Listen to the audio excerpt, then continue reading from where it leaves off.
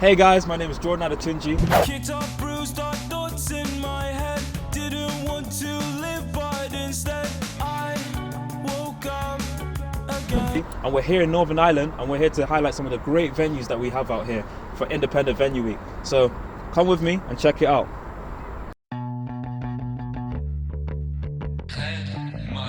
One, two, three, go!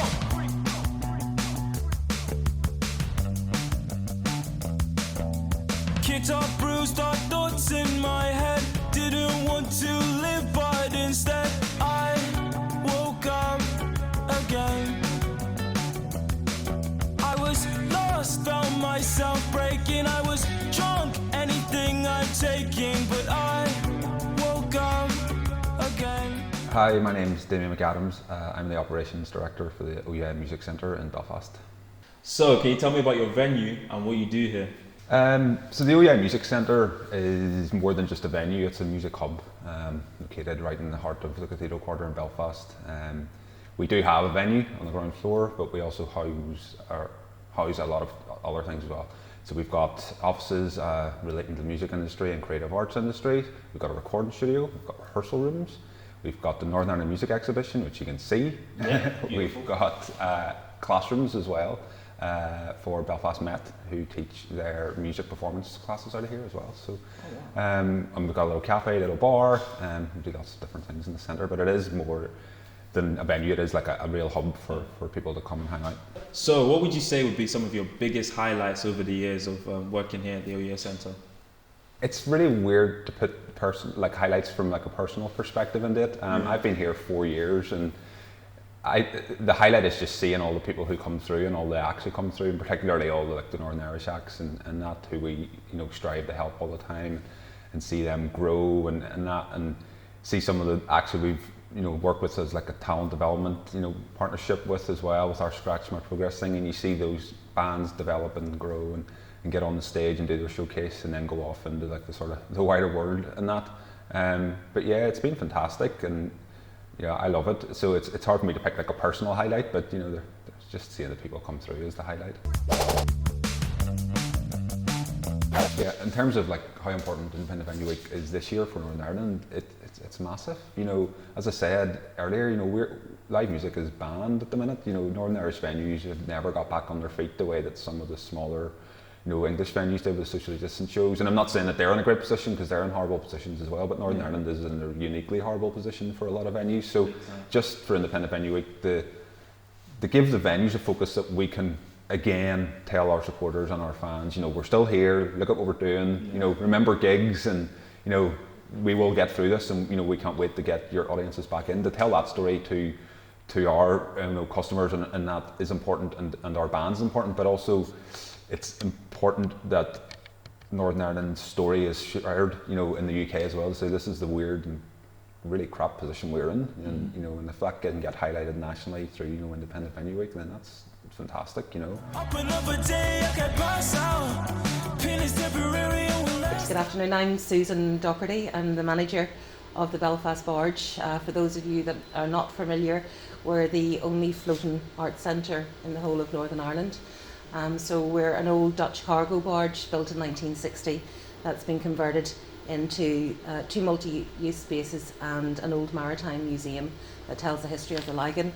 My role on board is everything from cleaning the barge to booking the bands to putting on events, so I get involved in every single aspect of it, along here with the actual captain of the boat, which is Bob. This is Captain Bob.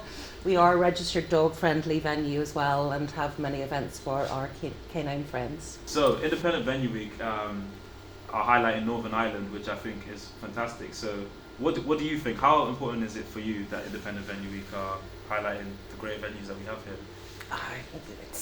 It's immense that, after all these years of being overlooked, that we're now being part of an important week like this, especially for independent venues. There's so many little independent venues here that have brought about the bands that have left here and moved on, as in every single city. We do have major venues, the SSE Arena and so forth, but it's the little venues like ourselves where many bands begin.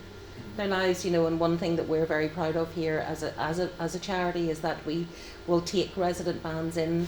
We know we're not going to make any money off them, but we want to, you know, so to have the support of a huge business like yourselves, Independent Venue Week, that's going to help to showcase these venues and to showcase the up and coming bands that we have here, and what a wealth of talent that we have just in Belfast alone, never mind Northern Ireland. So it's absolutely wonderful, and hopefully it will continue, and next year it will be a very, very different Independent Venue Week, hopefully for us all, you know, once the pandemic ends. So, can you tell me about the venue we're in today and what you do here? Yeah, this is Thompsons Car, just known as like a legendary venue in Belfast. It's been going over 25 years. The owners might get angry at me actually, because I think it's probably more like 27 or 28, but I know it's over 25. Yeah. And it's famous for bringing elite DJs in. They always put on great shows. They have like the world's most famous DJs have played in this place, and it's a real attribute to Belfast. So how's COVID actually affected you, DJing around and even working in other venues? Like, how's that been for you? It's been very difficult for anybody that's a musician or works in entertainment or hospitality. It's been an absolute nightmare, to be honest with you. But you know, the more time goes on, you sort of learn a bit more about yourself every day, and I think a lot of people are focusing on strengthening themselves and bettering themselves in any way they can, whether that be sort of like, say, fitness, or whether that be, you know, working on things they've never worked on or learning new things. So and I've recently done that as well. I've put a lot of time into, you know, making mixes and stuff again, stuff that I couldn't do for a long time. So it's been hard. Financially, it's been very draining for a lot of people. We set up a group called Help Our DJs actually, and it has over 150 DJs inside Northern Ireland. Nice. Inside this group. And basically the group was there to raise awareness, say, for the fact that, you know, there's a serious downturn in trade for a lot of DJs even after the pandemic. You can see a lot of guys still struggling to get work. But you know, with a successful campaign, we challenged the likes of the Arts Council on a lot of their funding projects, because we found out from some of the money that was given by the government to support from the arts to support individuals and musicians, we found out that only like 3 DJs out of, you know, 1,000 people got accepted for this personal funding project. And you know, that was something that personally annoyed me, because I know hundreds of guys that contribute to this city and fill the venues of this place every single week. They've totally been forgotten about. But you know, with ongoing work with the Arts Council, we've changed that, and they've now made it more. They've made DJs part of the information. So if you read up and you see the form, it now says DJs on it, so DJs are welcome to apply. And they've also taken on board some of the constructive criticism that we had regarding the application in itself. Whereas, for example, you know, someone could have possibly wrote on a form they were a DJ and they played here and there, when in fact they were a bedroom DJ. Yeah. Well, now this person now has to have a reference to clarify that they worked in a venue such as this one, you know, in order to be successful. And that shows how important that these places are, and being a DJ is, and setting up things like that, which is fantastic. So how do you think independent venues will cope after the pandemic? It's going to be a struggle, because, you know, a lot of venues might not make a comeback, and a lot of venues are targeted. It's going to be difficult for any business owner to try and get back to where they were, so to speak. We don't know if that exists yet. We're hoping that when things do go back to normal, there'll be a massive demand and people can then again, you know, go out and party like normal. And hopefully if that happens, then they will make a comeback. I think the things are, you know, the governments haven't really been supporting nightclubs and bars the way they should have. Yeah. They supported a lot of restaurants. They did this Eat Out to help out, but they didn't do the same for the bars. And the grants that they're giving bars and nightclubs are really a ripple in the ocean. Yeah. That's the best way to describe it. A lot of them are going to be faced with possibly return to rates. We don't know what that looks like. Yeah. If you've got to pay business rates and still be closed, that's going to be an issue. But the main concerning thing for someone like myself and other entertainers is that, if we don't have venues to work in, we can't work. Yeah. So it's a partnership. It works both ways, really. So we're hoping that going forward that changes. Hopefully the government maybe do come up with a plan to help support amazing venues like this one in the near future. Woke up again. I feel I've got a chance now. My name's Rachel and I am director here at the Black Box. Can you tell me about your venue and what you do here? The Black Box means a great deal to me, both personally and professional really. I was an audience member here at the Black Box before I came to work here. I think the first show I went to here was Melvin's back in 2007, Nice. which absolutely blew me away, but also the venue really blew me away because of how close and personal you could get to the bands and performers here, and just the atmosphere of the place. It's also been somewhere that I've formed a lot of friendships and got to know lots of different people and really become very connected with the arts and cultural sector here in Belfast. Professionally, as director over the past 5 years, it's been somewhere that I've really developed my own skills and experiences, and got to bring some of the artists I really love to Belfast, like Carla Del Forno, William Brzezinski, Fears, and also be really involved in shaping, delivering and developing different programs, like some of the inclusion programs we run here formed by people with learning disabilities, and also projects like Neo, which I co-produce with Kwame Daniels from Bounce Culture, Nice. which works with different musicians and visual artists and creates sort of experimental live immersive events. So it's really provided loads, so much opportunity for me. But my story of the Black Box is something that can be replicated to so many people in different areas. So if they're audiences, promoters, musicians, community groups, activists, it's really somewhere that means a lot to a lot of different people, and lots of different people have their own way of engaging and being involved, with the venue here. So it's very community driven. Absolutely, yeah. The community ethos is really important to the Black Box, and we really strive to engage as many different communities as we can, and it is really kind of central to our whole approach and way of working. We're a very community engaged venue. How important do you feel that it is for Independent Venue Week to be highlighting Northern Ireland and especially venues like this? To us it's really important. It's really important to be part of that community of independent venues, and again that role that independent venues play in supporting and nurturing the career of artists and musicians, and being connected to other venues is really key, and that's something that has always been important but has been particularly important during COVID. And an organisation that who also connected with Independent Venue Week that has been really kind of amazing in terms of supporting venues at this time is the Music Venue Trust. And that really showed us just how important those connections and those networks are at a time like this, in crisis, and having that, being able to sort of have the support of other venues and sort of stand in solidarity with them as well, in terms of we're all trying to get through this and we're all important and we all have our own audiences as well, and it's really kind of key that those venues are able to continue to do the work that they do in supporting their audiences and communities. So for us, venues are really kind of the lifeblood of towns and cities, and that whole support and that whole culture and scene that makes places unique. You can really kind of part of a place's identity is through its music, and that's really what venues are supporting and showcasing. Instead, I woke up again. I was lost, found myself breaking. I was drunk, anything I'm taking, but Can you tell me about your venues and what you do here? Okay, so I manage the Sunflower Bar. This is Sunflower Public House and live music venue.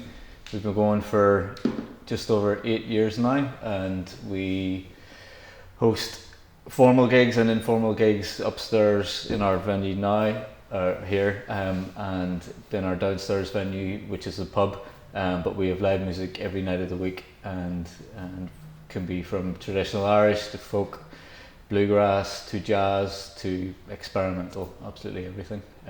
We don't restrict ourselves to a certain demographic or kind of music. Independent Venue Week have decided to highlight Northern Ireland as well as other places in the UK. How important do you feel that it is that it's highlighted in Northern Ireland? Well, we have some of the best venues in the world, and I guess because of the history we've had, maybe they haven't had the spotlight that they should.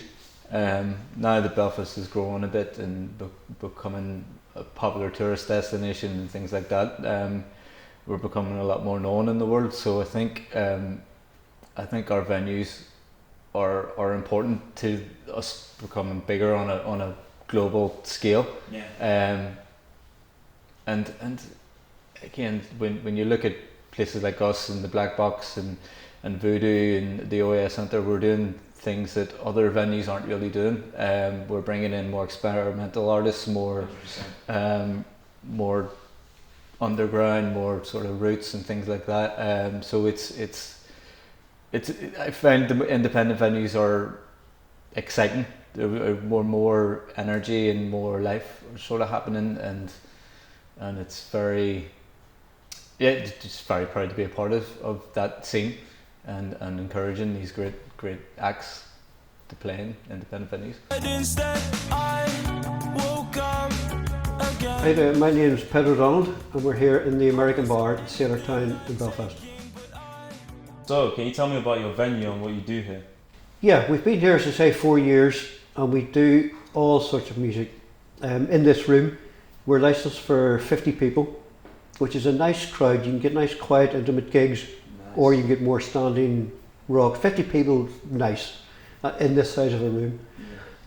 And we do all genres, from crazy, brand new friend did a gig in here, and they've just energy and oomph. Fantastic band, absolutely fantastic band. But then we might have a singer-songwriter, Jim Page, for example, an older guy from Seattle, and his you could hear a pin drop in here, and he could have played all night. Wonderful stuff. Has that atmosphere. That's very important, definitely. So, how's COVID affecting you, and how have you adapted to that to still be out there in the public? It's been difficult. It's been sad. Definitely. Because I come in and out all the time just to check there's no leaks or burst pipes, so I'm in and out regularly, and it's just quiet and cold, and it's sad. During the first lockdown, we did some live streams here. Okay. One of our own staff's a musician, Paddy Godfrey. He's done some live streams from here, but they're just not the same. Yeah. They're just not the same. While the music's the same and the person's the same who's singing and the music's still good, it's just not the same as a live gig. It really isn't. And even when you're at home listening to it, yes, I like that music, but you're sitting in your house on your own with a cup of coffee. It's just not. I don't think it works, unfortunately.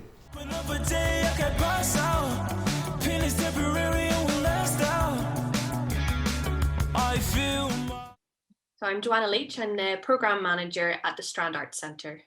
Tell me about the Strand, and tell me how long it's been open for.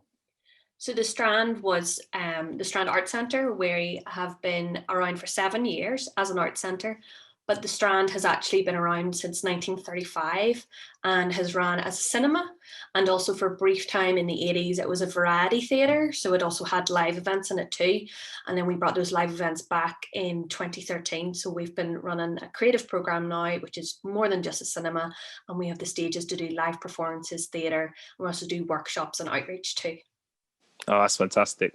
So how has COVID actually affected the Strand and people working there and even closing, and how has it affected you personally? So thankfully, because we're supported by the Arts Council and as a charity, it means that we can get funding, which is for like my job role. So our kind of key members of staff, thankfully, we all are funded, and Department of Communities and some other funding sources that we have all been great, and we've been able to get emergency grant funding, which some Fantastic. other venues might not be able to. So that's been really good, and the furlough scheme has been brilliant. So all our box office staff have all been furloughed the whole time, so we haven't lost anyone as yet, and fingers crossed if we get the rest of this emergency funding, then we can kind of get ourselves back on track. But I'm just working from home, me and my other colleagues, and then I'm doing a lot of stuff online. So at the moment we're kind of screening as part of this festival as well, the MLK FBI film, and we're trying to look at different ways to help promote artists and do some things like community outreach as well.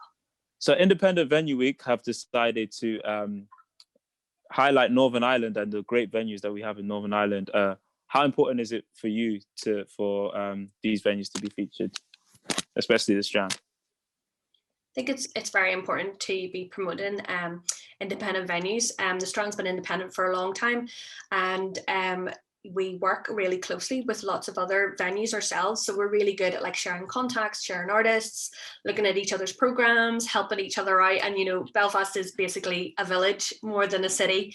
And, you know, in the art scene, we all know each other really well. So, you know, these guys are my buddies as much as anything else. So it's so important. And just by spending your money in these venues, the money's going back into, you know, the local community. And especially even, you know, cinema wise, if you were going to, you know, a big cinema, the money's not even going back into Ireland or the UK. So I think it's really important for infrastructure as well to be supporting local businesses. Great, that fantastic answer. And that's it really. Well done. Okay, thank you. I'm Jordan Adetunji, and thank you for watching Independent Venue Week.